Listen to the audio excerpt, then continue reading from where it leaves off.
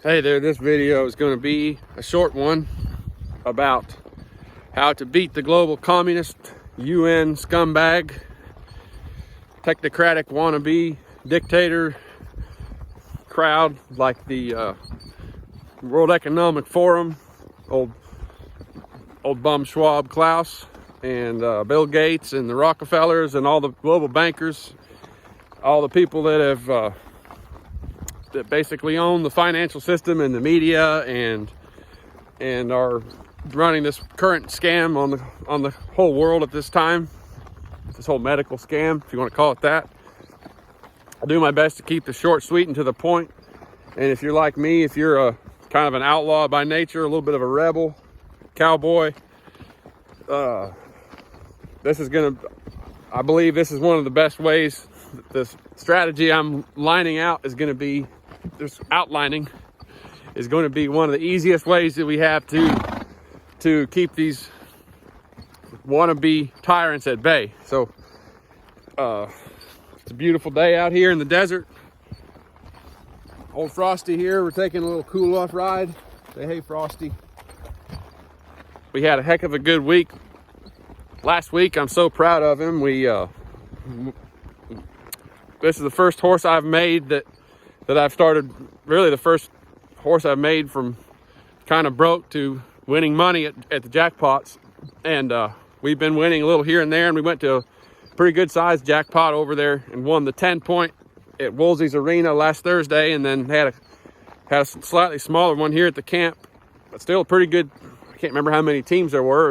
It was 40 or 50 teams, and we were second in the 11 slide or 12 slide, and then we were third call in the 10 handicap. We were third call and turned the steer pretty decent, and the old fella I was roping with just had a bad day at that moment, so we didn't get any money out of all of them. But he dang sure has been working really good, and I'm really proud of him, proud of myself really for making a horse that I can go make money on. And speaking of money, that's what this video is about. This show's called Cowboy Money.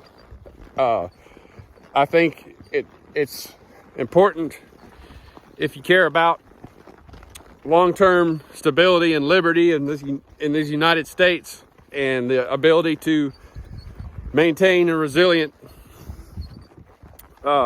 population of free Americans, that we have to pay attention to what's going on. And one of the big, obviously there's a lot going on. There's markets in turmoil. You know, the Fed's basically out of control. They're bringing back the odds on a taper this year already because the stock market's puking.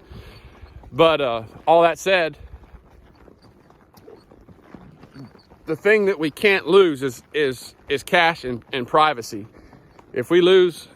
As Americans, if we lose the ability to use cash and to transact, I'm at a dead end right here. I can't, unless I want to jump that canal.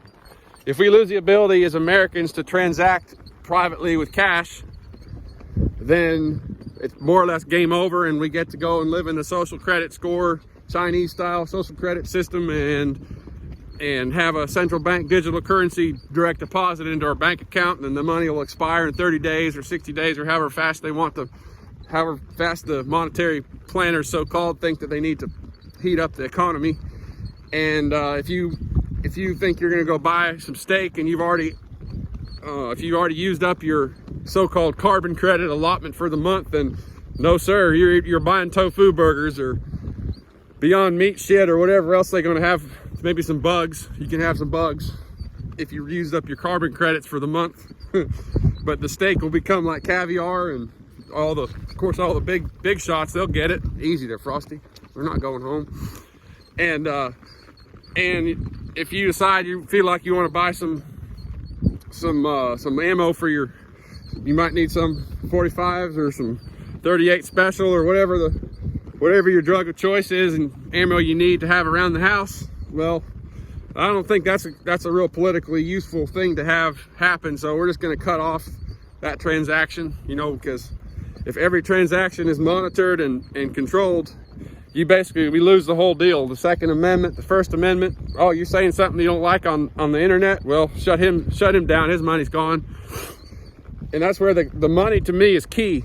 And it's not just, I'm a proponent and a believer and a student of sound money, and how sound money is the best, or maintaining a system of sound money is the way that freedom develops, and it's the basis of all free enterprise and free market capitalism and whatever you else want.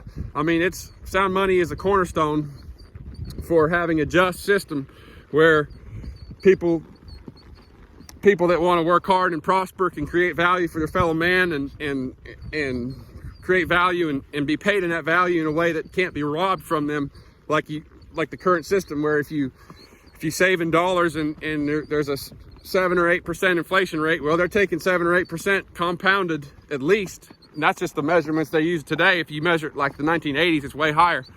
So you're a fool if you keep your money in long term, if you keep your money in cash. But at the same time, the cash is all we got as far as privacy in widespread use. Now, I know that the Bitcoin guys, I'm learning more about as we speak. I've followed a bunch on Twitter, and I'm kind of getting into thinking about Bitcoin and learning more about it. And but at this point in time, the majority, I believe, of people that own Bitcoin own it through an exchange or some venue that has all the know your customer rules. So there's no anonymity there, and that's not helpful for what I'm talking about. So right now, cash is king, and any type of financial turmoil like we're going into right now, where the markets are getting pretty volatile, and we're getting ready for the next crash that's actually long overdue, since the 2008 crash was papered over by printing more money.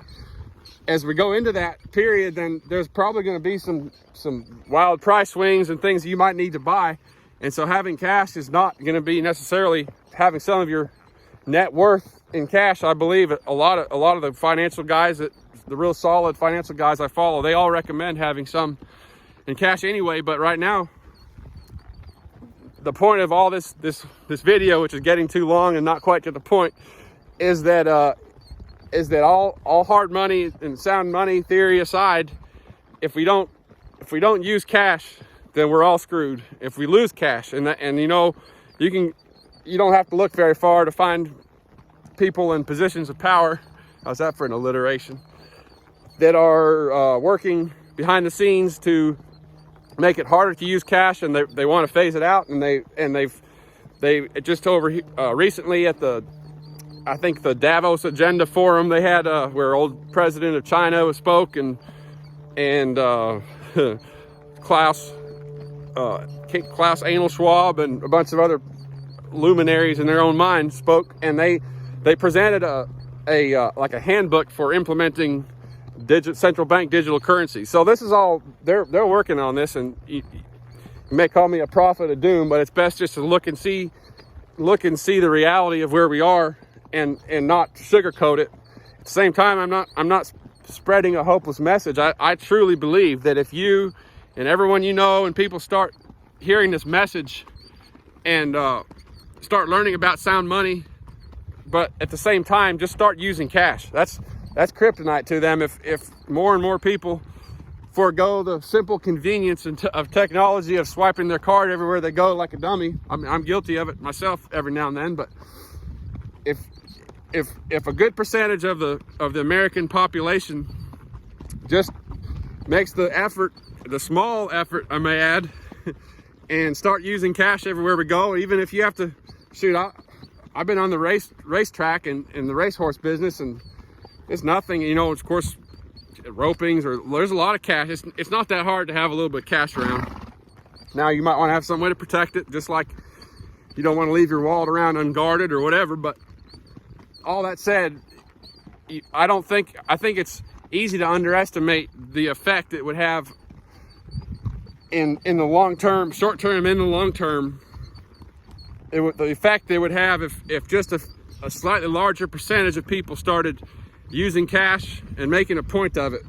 And as long as we have that ability to use cash, then a lot of a lot of these little globalist pipe dreams are just, they're not available. They won't work. And we can worry about sound money, competing currencies down the road. I mean, at the same time, I'm going to make some more videos about my preferred sound money, and you talk about Bitcoin and precious metals and competing currencies. But just for this video, this is my call. If you're a freedom, liberty loving American and you believe in maintaining resilient local communities that are outside of the reach of both the government, federal governments and all these entities that don't like you using cash, and all these World Economic Forum bastards that have other plans for us, then we're gonna fight back and just carry around some $100 bills and buy your gas and buy your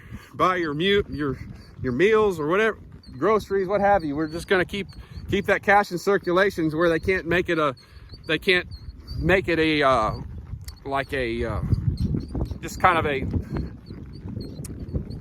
try to demonize it as a thing that only weirdos do it, and probably criminals and people that care about personal privacy and stupid things like that. And if you don't care about personal privacy, then I'll stop preaching right there. They say if you have nothing to hide, then you don't have anything to worry about. Well, tell that, if you believe that, then why don't you make your text messages public, and between you and your wife or your husband, just why don't you make them hook it up where you can see each other's text messages and see how. I'm not saying you're texting anything wrong, but you don't necessarily want everyone else in the world knowing everything about you, which is basically how it is when you're using Apple Pay and PayPal and credit cards and debit cards all the time. So that's going to be it for now. This is my call. Start using cash. Cash is king, and we will beat these bastards together. Thanks for watching, and I'll be back with more.